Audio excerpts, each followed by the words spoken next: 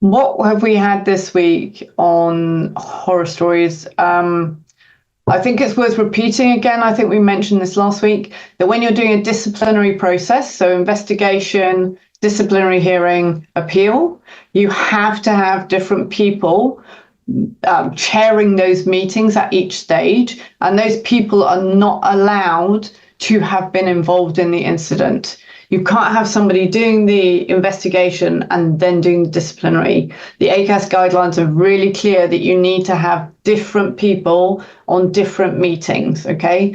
You are supposed to, that's to preserve the independence. So when in the guidelines it says you need to have an independent process, it doesn't mean that you get people off the street who've never heard of the situation before. What it means is that you have people within the organisation who were not involved in the incident doing different meetings, so that each person has the chance to basically see it with fresh eyes and then make a decision, so it's not a foregone conclusion. That's the thing, okay? Right, I'm going to hand over to Nadia and make her host, and I'm going to go collapse in a huddle on the other side, but I'm sure Nadia will tell me anything interesting that you've said. Good. I will do. Thanks, Caroline. So I'm going to start off today by talking to you about something that is something you all deal with, and we've just had a few different questions about it recently. So I thought I'd just run through this. So I'm talking about resignation, okay, and accepting resignations, knowing what to do with different resignations. Okay, so you can have, let's start with the basic, simple, easy resignation, okay?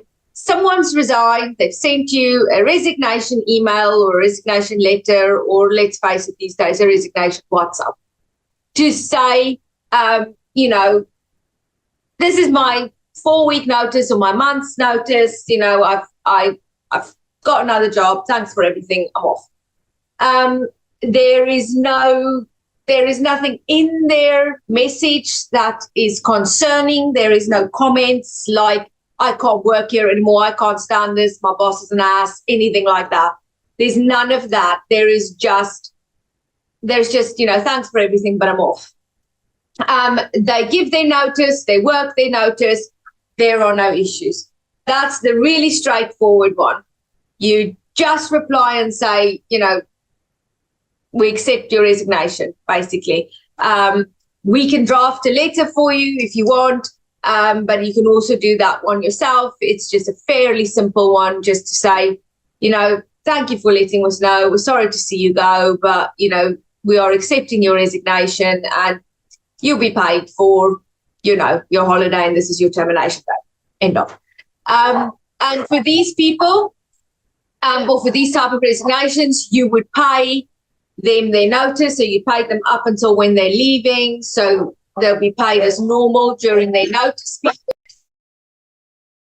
And then you'll be also paying them for any holiday that they've accrued but not used. Bear with me, let me close my door.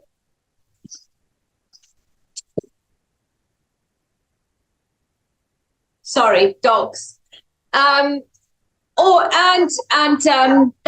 it. You do their payroll, you do their pay slip, you do their P45, you send it to them, and it's finished and it's not a problem. The other resignations you might get one that is full of complaints. You know, I have been wronged, it is so unfair, this has happened, that has happened, my shift's this, that one hasn't paid, this one said that, those kind of things. Those are the resignation emails you should send us, so that we can have a read of it and tell you if there is anything to be concerned about, and if there is, what the steps are you need to take. The majority of the time, we're going to say to you, it'll be something along the lines of, thank you for bringing this to us out, thank you for bringing this to our attention, and we accept your resignation. Again, if the notice is being given correctly and worked, you're going to be paying them as normal till the end of their notice period when they finish work, and they'll be paid their holiday. Now we get to the tricky ones. When someone resigns with immediate effect, there are two things to consider. If this is an email or a WhatsApp or a letter that's sent to you to say, this is my resignation with immediate effect, sometimes they might say why, sometimes they might not, sometimes it's due to personal reasons or a situation or something like that, and they're not coming back to work. You can then accept that resignation and you do not pay these people notice because they're not working their notice, so you don't have to pay them their notice. You would still pay them up to and including the day of termination, which is the day that the last day that they're telling you they're not coming back tomorrow. Again, payslip P45 holiday, right?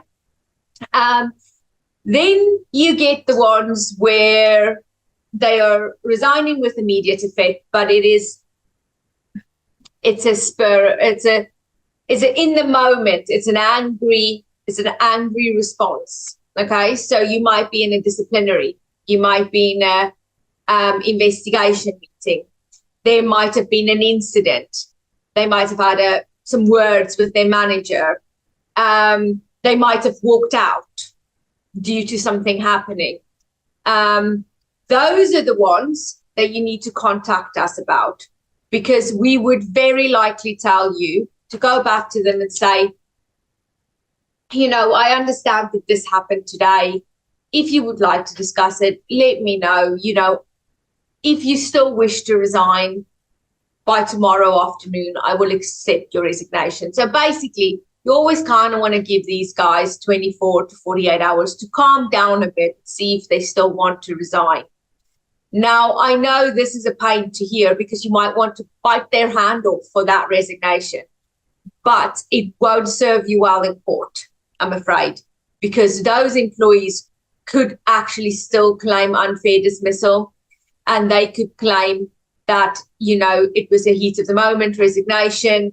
They didn't mean it. They were angry. They were upset by a situation or by something someone at work did.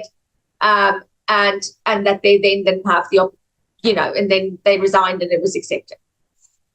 So those ones we're usually going to tell you to give them a little calm down period. I have rarely seen people change their mind during that calm down period because generally they just feel too silly to do that. That's like slamming the door when you're angry and they're coming back and say, excuse me, I just need to get something.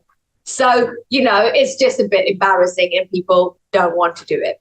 The other one that you would often get is similar to this, but you get it in non-angry or, non-hot situations as well, which is the verbal one. It's where someone says to you, you know what, I realize I'm not doing well enough and I don't actually enjoy working here and I'm just not coming back tomorrow. I just don't want to do it anymore. Or you get someone who says to you, well, I'm done. You won't see me again. I'm not back tomorrow. Or you'll see someone who just says, someone might just walk out and just be like, I quit. That's one people like to do when they feel angry. Or you might have it in a meeting where someone says to you in a meeting, maybe you're talking about sickness and someone says to you, actually I'm really struggling with my health and I just don't think I can come back to work and, I'd rather just resign now. So you get the verbal resignation in a lot of different ways. And we get asked a lot, I guess, what do we do now? Can we accept it? It's preferred that you have it in writing. Okay, so it's preferred that you say to this employee, okay, if you would like to go ahead with the resignation, please can you confirm that to me in an email or a message or a letter or whatever, or just say in writing. However, sometimes there is just a situation where you can't get that. Someone's upset, they're angry, they're shouting, "I quit," as they walk out the door and throw the keys on the table. And you just don't have the opportunity to really say, excuse me, if you really want to do it, can you put it in writing? In situations like that, you would accept the resignation that you've been given verbally, but please come to us because we have some wording that we would use for this, and that would be something that describes the situation in which it was given. So we would say, you left mid-shift and advised us verbally at the time that you wish to resign. You might even say, using the words "I quit," please confirm if this is still something you want to do, or if someone has just come to you and said, "Look, I just don't want to do this anymore. I'm done. I'm not coming back." And you're struggling to maybe get that written one, then that's when you can go back to them again. We'll write that for you to accept that verbal resignation. So, Daniel, Amy, if you can think of any other type of ones, please jump in now. But those are the majority of type of resignations that we really deal with, that we really see. If there is anything that you're not sure about in a resignation, rather ask us. It's easy. It's better to ask us and for us to go, "Nah, it's fine, it's normal," and you've got peace of mind, than bite someone's hand off for a resignation because you just want to see them gone and then regret it later. But yeah, and then basically the notice is, if they're working the notice, you pay them. If they're not working their notice, you don't have to pay them, except if you ask them not to work their notice. So that's the last relevant point here. If they give you notice and you say, "Well, you know what, actually, I don't need you to work your notice, just go," then you still have to pay them because they were still prepared to work their notice. The only time you wouldn't pay them for their notice is if they say they don't want to work their notice. If you suggest or say that they don't work their notice, you still got to pay them. But you'll be surprised how many of our clients opt for that option regularly. So yeah, that's resignations. Any questions? No? Oh, Steve? I know. I can hear me. Yes, yeah, I can, yeah. We've got a gentleman, an employee resigned with us. It's all quite straightforward. We accepted the resignation in writing. We gave him his last employment date. And the last 2 dates or 2 days of his employment, he hasn't turned up. We've attempted to contact him, but without any luck. Is there anything we need to do for that one? So he's worked 3.5 weeks, quite happy, just hasn't turned up the last 2 days. If you've not heard from him at all and you have tried to contact him, then I would say that you could take a chance and not pay him for those days because they would be unauthorized absence. But if you get him coming back and pushing back on that, come back to us, because we would need to look at whether he then goes, "Well, I was in hospital," or "I was sick," or, there might be a million different reasons. So first of all, I'd say it's probably low risk for you to not pay him because it's a couple of days at the end of his notice. But if you do get any pushback, come to us so we can just assess whether that's still okay or whether it's better off for you to pay him for the 2 days. Okay. All right. Thank you. Okay. Anything else? No?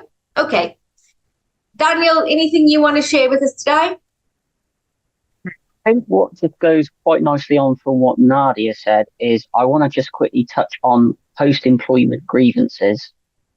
And what do I mean by that? So I'm talking about where somebody has left the business and we have accepted their resignation or they've been dismissed, or for whatever reason they have left the business. And then what they tend to do is then they tend to have a time to think about, well, they've been wronged, and I've not had this, and you didn't do that. And they end up having time on their hands now. So they write a 10-page grievance letter to you about how they've been wronged and how they want everything corrected. And by the end of it, usually all they're after is more money. Now, the reason I say that is because I've had a couple of examples come in whereby our clients have received these post-employment grievances and they have put a lot of time and effort into actually investigating these grievances and then coming to us and saying, right, I've done all this investigation to this grievance. I just need you to have a look and reflect on an outcome.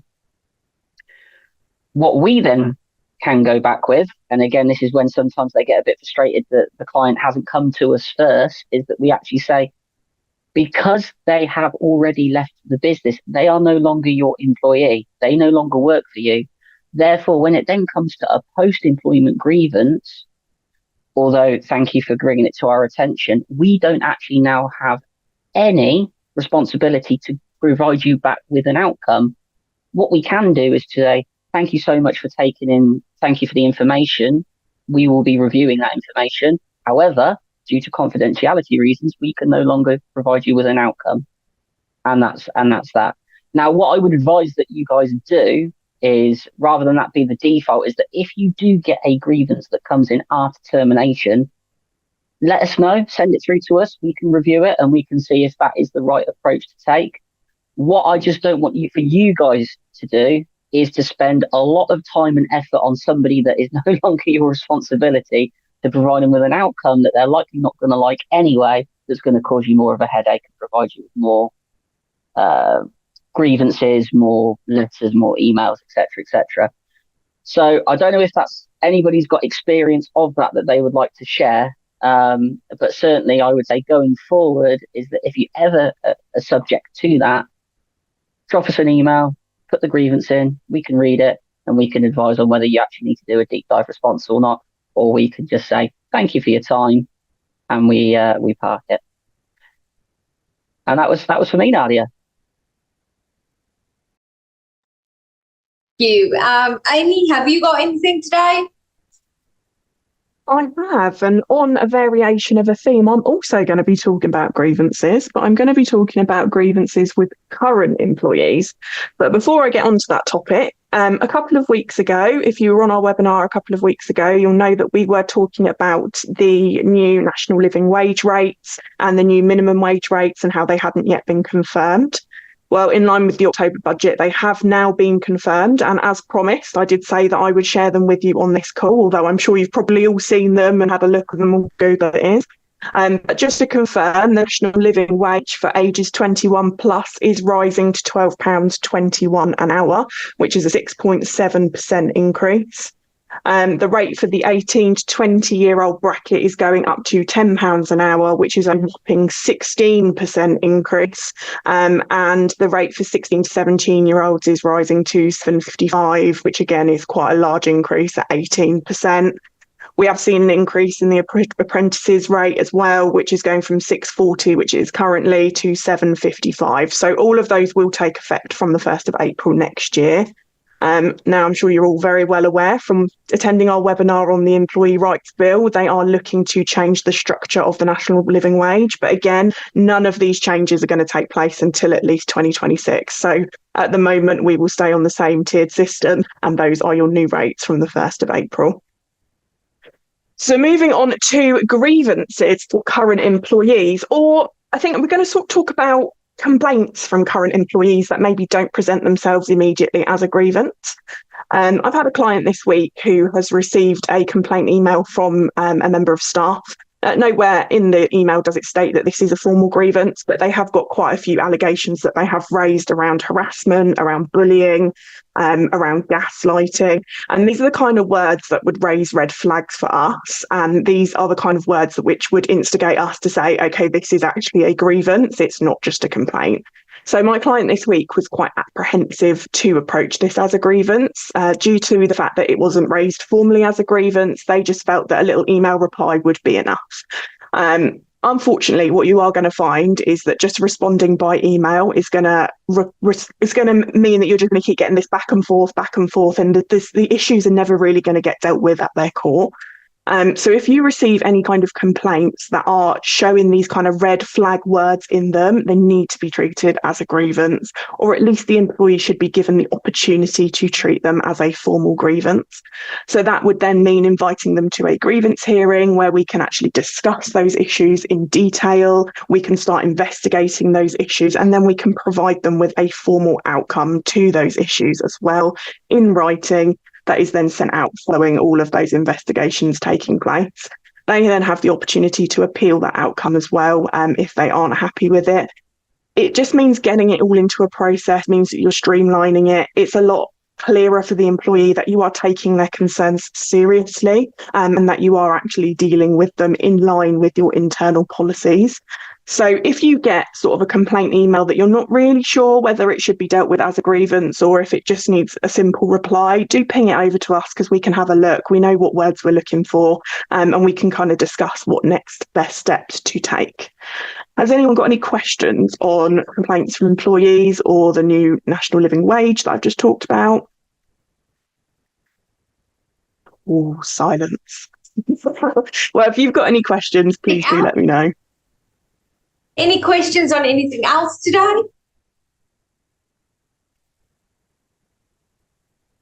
Okay, if there are no questions, then we'll finish 5 minutes early today and we'll see you next week. Bye. Thanks for watching. If you want a free tribunal audit of your employment contract and handbook, click the link in the description below.